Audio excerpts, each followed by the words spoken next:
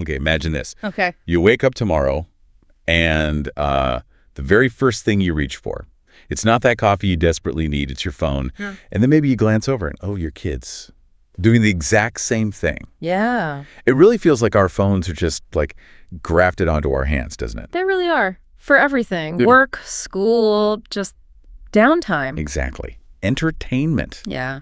They're not just devices anymore, are they? They feel more like, well, extensions of us. That's a good way to put it. And the numbers, I mean, if you actually stop and look at them, they're pretty startling. How startling are we talking? Well, the average person, get this, is plugged into a screen for about 6 hours and 40 minutes every single day. Wow. That's a lot of time. It is. And for kids, it's often even more. Pre-teens, 8 to 12-year-olds, they're averaging around 5.5 hours. 5.5. And teens, it can shoot up to 9 hours a day. 9 hours. That's more than a standard workday. Exactly. It's practically a second job just looking at screens. Those numbers really do paint a stark picture. Ah. A huge chunk of our waking hours. No question. So today on the deep dive, we're going to really dig into this. The topic is the impact of screen time on kids' well-being and yours. Finding balance. A crucial topic. Absolutely. Our mission here is to kind of shine a light on the consequences, the stuff we maybe don't always see from all this digital time for kids and for us adults. Right. We're talking sleep, mental health, even physical well-being. But, and this is really important, it's not all doom and gloom. No, definitely not. We're also diving into strategies, practical things, maybe some surprising facts along the way, and just actionable ways we can try and reclaim some control, find a healthier rhythm. Making technology work for us, not the other way around. Precisely. Because what's really fascinating, I think, is it's not just about what we might need to stop doing, but also about the cool things that can happen when we start doing something different instead. That's a great point. And the research, it's quite clear on this. Too much screen time can significantly affect a young person's health, their well-being, their development overall. How does that actually, show up, especially for teenagers? Well, for adolescents, you often see it manifest as increased sadness, maybe more anxiety than usual, sometimes real difficulty with just face-to-face communication. Like social awkwardness. Yeah, and trouble concentrating in school, too. It's like it changes how they interact with the world around them. We tend to focus a lot on the kids, understandably. But what about us adults? Are there ways our own screen habits might be sort of quietly chipping away at our well-being, things we don't notice? Oh, that's such a vital question, because for adults, it's often this constant social pressure. You feel like you have to be online, you have to respond right away. Yeah, the pressure's real. Right, always being on, and that expectation, even if it's unspoken, it can really ramp up stress levels, feed anxiety, and sometimes even tip over into compulsive behaviors. That itch to just check your phone, scroll a bit more, even when part of you knows you shouldn't. That constant checking habit. Yeah, it's like a subtle erosion of your peace of mind. Okay, so we've touched on mental well-being. But what about sleep? That seems like a really direct link. How much does screen time actually interfere with our rest? It's a huge connection. I saw some stats. Like 36% of teenagers waking up just to check their devices, and 40% using a phone within 5 minutes of going to bed. That sounds bad. It is bad. It's not just about feeling a bit groggy the next day. That blue light from screens, it doesn't just make it harder to fall asleep. It actively messes with our brain's internal clock. How does it do that? Well, it basically mimics daylight. So it tricks your body into thinking, oh, it's still daytime, and stops it from producing melatonin. Right, the sleep hormone. Exactly. That crucial hormone that tells your body, okay, time to wind down. And for kids and teens, their sleep patterns are still developing. So this kind of disruption isn't just about a grumpy morning. It has longer-term effects. Potentially, yeah. Consistent poor sleep can impact their ability to learn, consolidate memories, even regulate their emotions. It affects them long after the screen is off. Wow. And here's something interesting. Parental sleep quality and attitudes. They significantly influence their kids' sleep. How so? If parents are glued to their phones right before bed, checking emails, scrolling, it sends a really powerful message. Maybe subconscious, but powerful. Kids pick up on that. That modeling behavior again, it's so important. Okay, let's shift gears slightly. Beyond sleep, what about physical health? You hear a lot about obesity being linked to screen time. Yes, that's one of the best documented outcomes. Can you unpack that? Is it just because kids are sitting around more, or is there something else going on? There are definitely other factors at play. One big one is simply eating while watching something. Oh, Distracted eating. Exactly. Studies show kids can consume like up to a third of their daily calories, sometimes even half their meals, while distracted by a screen. Wow, half their meals. Yeah, think about it. You're absorbed in a game or a show. The screen can trigger eating or make you eat for longer, or just completely distract you from feeling full. Your brain just isn't getting the signal. Right. It's not registering how much fuel is actually going in. And then you layer on the advertising. Oh, absolutely. Billions spent marketing junk food directly at kids and teens. High-calorie, low-nutrient stuff. It's so pervasive. It is. And incredibly effective. Even a single 30-second ad can shift brand preferences, even change how kids perceive taste. That's kind of scary. I mean, who hasn't suddenly craved something sugary they saw in an ad? Yeah. It shapes those preferences really young. It's definitely a masterclass in subtle influence. Now, about the sedentary part, it's often assumed screen time directly replaces physical activity. Yeah, that seems logical. It does, but the studies are actually a bit inconsistent on that direct cause and effect. However, the undeniable truth is simpler. Less time on screens automatically means more opportunity for active play. It's basic opportunity cost. Right. If you're not doing one thing, you have time for another. Precisely. And beyond weight, we definitely see other physical things, headaches, neck and back pain from hunching over devices. Oh yeah, tech neck. Exactly. And just overall, less exercise happening. Okay, what about our eyes? We're all staring at these bright screens for hours. That can't be good. No, it really takes a toll. That constant, focused staring, often without blinking enough, that's the issue. So what does it cause? It leads to something called digital eye strain, or sometimes computer vision syndrome. Yeah. Basically, sore, burning eyes, dry eye syndrome is common, tension headaches. Headaches from eye strain. Makes sense. Yeah, and some people even feel a bit nauseous. And there's a growing, significant concern about myopia, nearsightedness. Really? Screens can make you nearsighted. There's evidence suggesting a strong link, especially with onset during childhood and adolescence. The thinking is our eyes adapt too much to that close-up focus. At the expense of seeing clearly far away. Potentially, yes. So the physical toll is actually quite extensive and maybe often overlooked. So we've got sleep disruption, potential weight gain, eye strain, neck pain, quite a list on the physical side. But let's circle back to the mental and emotional side. Beyond just feeling a bit sad or anxious, how deep does this go? It can go pretty deep. Excessive screen time is definitely linked to things like lower grades in school, reading fewer books. Which means less imagination, maybe? Could be. And less quality time spent with family and friends, face-to-face. It's also connected to things like mood problems, poor self-image, and that big one, FOMO, fear of missing out. FOMO. We all know that feeling. We do, but it's how it drives that compulsive checking, right? And the sort of hidden psychological impact of constantly comparing your everyday life to someone else's carefully curated online highlight reel, that takes a toll. Especially for teenagers, I imagine. Definitely. Social media can be particularly tough. It's like a constant stage for comparison, which can lead to feeling really dissatisfied with your own life, your body. And opens the door for things like cyberbullying, too. Absolutely. And exposure to inappropriate content, plus that relentless pressure to check notifications. It's a lot. I read somewhere there's research showing a link between social media use and depressive symptoms, especially for girls. Yes, that's right. It's often described as a small but statistically significant correlation. Why specifically females, do we think? It's complex, of course, but often for young women, there's that added layer of societal pressure around appearance and social validation. Social media can really amplify that. So yeah, studies find that link, suggesting these platforms might uniquely impact their developing self-esteem and identity. It's something we need to be aware of. That's really important, but here's something that seems counterintuitive.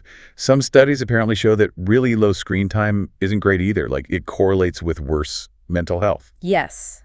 It's fascinating, isn't it? While we talk a lot about the dangers of too much, the data suggests there might be a kind of sweet spot. A sweet spot. How does that work? Well, the insight is that technology, when used mindfully, does offer real benefits. Connection, learning, skill development, these things are increasingly part of modern life. So someone with zero screen time might actually miss out. Potentially, yeah. They might miss important social connections that happen online now, or digital literacy skills needed for school or work, or even just access to information and resources. Okay, so it's not about banning screens entirely. Not necessarily for everyone, no. It's about finding that balance, that moderate level where technology enhances your life instead of, consuming it.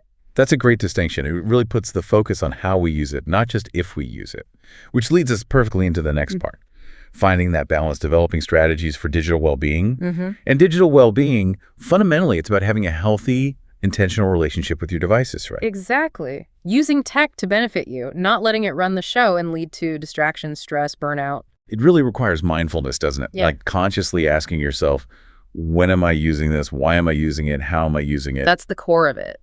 Which brings us to our first principle for finding balance. Establish clear rules and guidelines. Okay, rules. What kind of rules are effective? Well, for younger kids, say ages 2 to 5, the general recommendation is to limit screen time that's not educational to maybe an hour on weekdays, perhaps 3 hours on weekend days. An hour weekdays, 3 on weekends. Okay. For older kids, ages 6 and up, it shifts more towards encouraging healthy habits generally and limiting specific screen-based activities. But just for context, the CDC says 10-year-olds average 6 hours a day. 6 hours, when the recommendation is maybe 1 or 2. Wow. Yeah, quite a gap between the ideal and the reality. So for parents listening, setting rules can feel like a constant battle. How do you make these boundaries actually stick, especially with older kids or teens? One really effective strategy is creating screen-free zones. Like specific places screens aren't allowed. Exactly. The dining table during meals is a big one. Bedrooms, especially 30 to 60 minutes before bedtime. What are the benefits there? You see it almost immediately. Yeah. More actual conversation at dinner. Better sleep because kids aren't stimulated right before bed.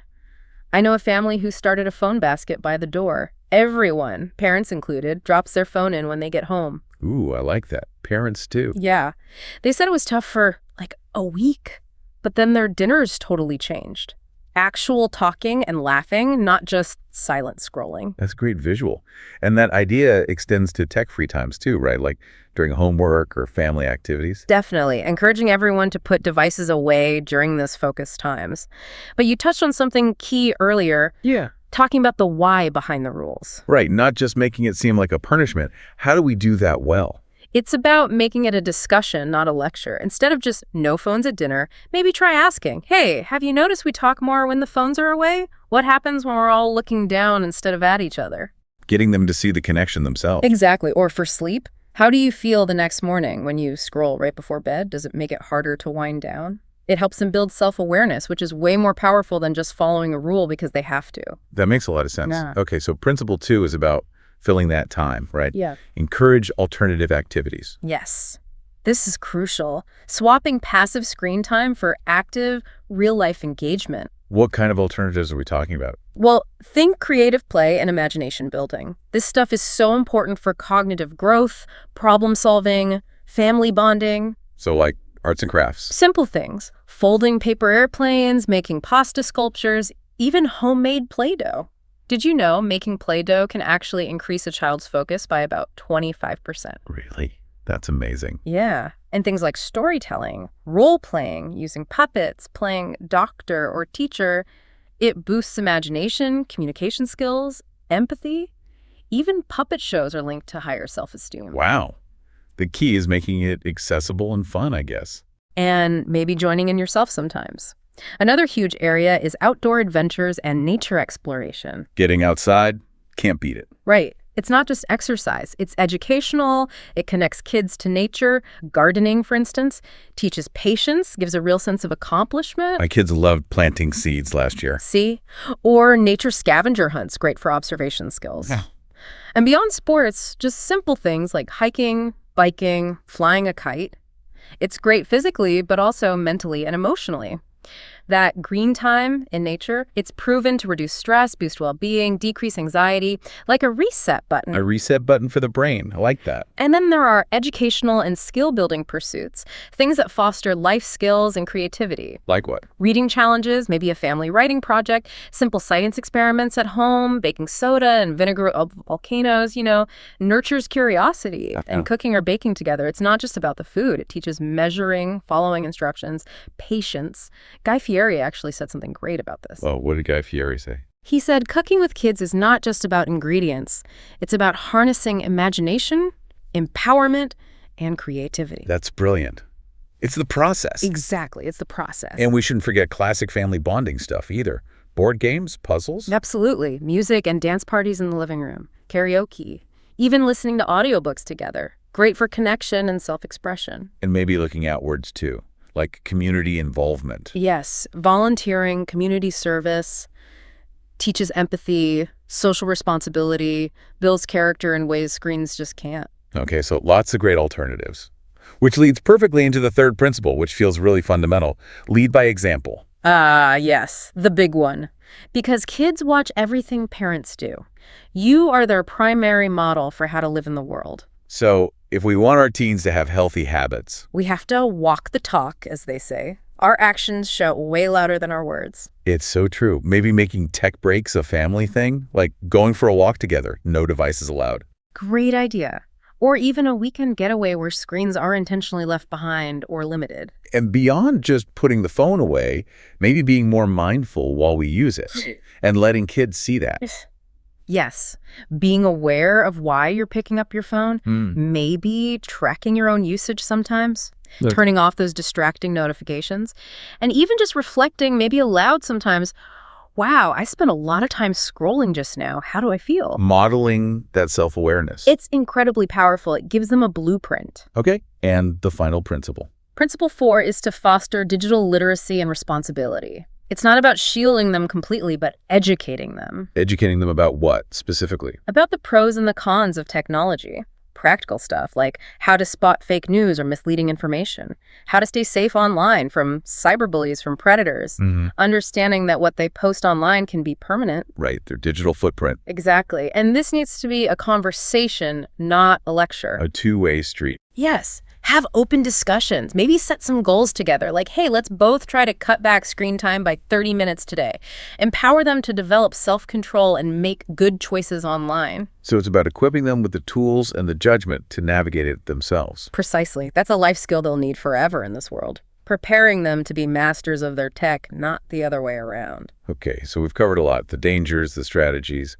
What's the main takeaway here? I think the core message is pretty clear. Balance isn't just, a nice idea. It's absolutely essential for kids' well-being and for ours too in this super digital world. And while too much screen time definitely has risks for sleep, health, mood, the technology itself isn't necessarily the enemy. Not at all. It's all about how we choose to use it. If we understand the impacts, if we set those clear boundaries, if we embrace other engaging activities, and crucially, if we model healthy habits.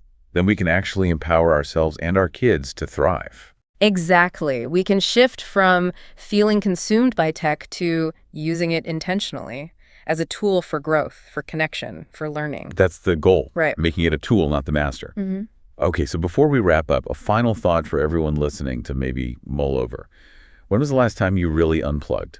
Or saw your child discover something new, a hobby maybe, that just lit up their eyes in a way no screen ever could? That genuine spark. Yeah. What might happen if, just for one day this week, maybe just a few hours, you intentionally carved out some green time or did one of those creative activities we talked about? What new interests, what skills, what deeper family connections might actually blossom if we just step away from the glowing rectangles for a bit and dive back into the richness of the real world all around us? Something definitely worth exploring.